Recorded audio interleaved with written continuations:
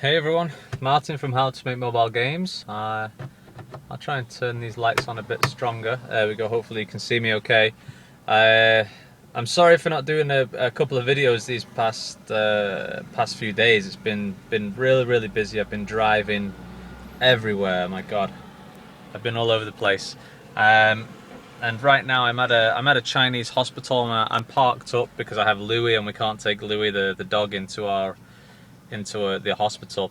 But I wanted to just do a personal video about Chinese medical care and how it's different.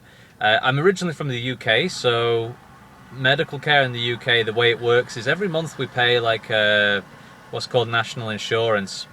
So out of our paychecks with any company, we pay like, say, I don't know, £20 when I was back home every month. And what that does is it goes towards the National Health Service, and then if we have a problem, you know, like we break a leg or have a heart attack or whatever, then we go to the hospital and then we just give our name and where we live or whatever, and then we get our medical care. In China, it's pretty different. There is no like National Health Service. What happens is if you say, for example, like you break a leg or you know you have some dizziness or whatever, you have to go to the hospital. You first have to like get a card and check in and then pay to see the doctor. So you need cash. You need cash. I think the hospitals take cards as well. I think that's no problem. And then if you go for say a scan, my wife's grandma just had a scan. That's here in South China is around £50 for a is it called a CAT scan or something? And I had one on my spine when I had my bad back, and that was about £50, which is about I think $70 or $80, something like that. So it's a bit weird because you've always got to have cash ready. You've got to have cash ready. If it's a big operation, if you stay in the hospital for a few weeks, then you better have insurance. But the problem is, from what my wife told me, is that you have to pay the cash first. You can't do a direct billing situation, which is where you pay the cash immediately. Which is where you just take your card and the insurance company will pay for it immediately. You don't need the cash. For Chinese locals, apparently you can't do that because as a foreigner, I was able to do that. I could go to hospitals and my expensive insurance, which cost £1,300 a few years ago for 1 year, they just charge the hospital directly, so I don't need cash, which is great. But the idea of like going to a hospital and messing around with cash and you know pulling out money from the cash machine and you need to fix my broken leg, oh you need cash, okay, oh shit, I better hobble to the fucking ATM to get my cash and then hobble all the way back. I don't think it's quite that bad. I think they will take care of you first before you actually reach that situation. But it's, aside from needing the cash, which is very alien to me because I'm from the UK. I think in the US maybe it's the same situation. Maybe you need cash or you need insurance first or something like that, and you need to show your insurance details before you can get care. But here you need the cash first. But the problem with the situation is that, as my wife was telling me, is that some hospitals are better than others. A lot of hospitals do have bonuses to meet. They try to push certain medical care, or they try to fill the beds or something like that. Because if they don't, then they don't reach their bonuses, or they don't, fill their quota, or whatever it may be. And that to me is the most alien part for me. It's very strange that you would a medical facility is a business.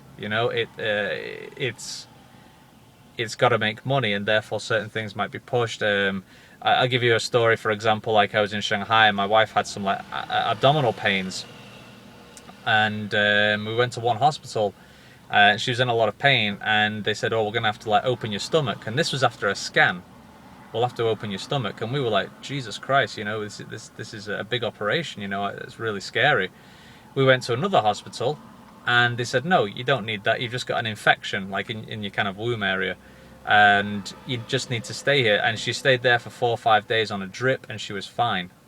So, that's pretty scary. Another way was that my wife's mum told me is that my wife's dad had an accident like about 5 or 6 years ago. He was hit by a car, and it broke his leg real bad, like his hip as well. And the doctors said that you need to have it amputated, and so that's like the scariest thing ever. You're going to lose your leg. And what my mother-in-law told me is that they gave the doctor some like what's called a hong bao, which is like a red envelope, some money, like a gift money, to please try and keep his leg. And then the doctor said, okay, you can keep your leg because you've given us this money. Now, that is very strange to me, and in China I do feel quite alien sometimes, especially with situations like this. Maybe I misunderstood the story because my Chinese isn't very good, or perhaps I just there's parts of the story that were missing or whatever. But the idea that we're just going to cut your leg off because you didn't give us the money, it's like, Jesus Christ. In fact, if the doctor said, oh, if you give me some money, I'll save his leg. Okay, all right, you want some money? Fine, yeah, no problem. But the fact that they had to give him some money and then he said, oh, it's okay now, yeah, actually, oh, by the way, yeah, we can save your leg, is really, really scary to me. It's very, very, very scary. And it's always a bit of a fight and an operation and a bit of like struggle whenever we kind of go to a hospital.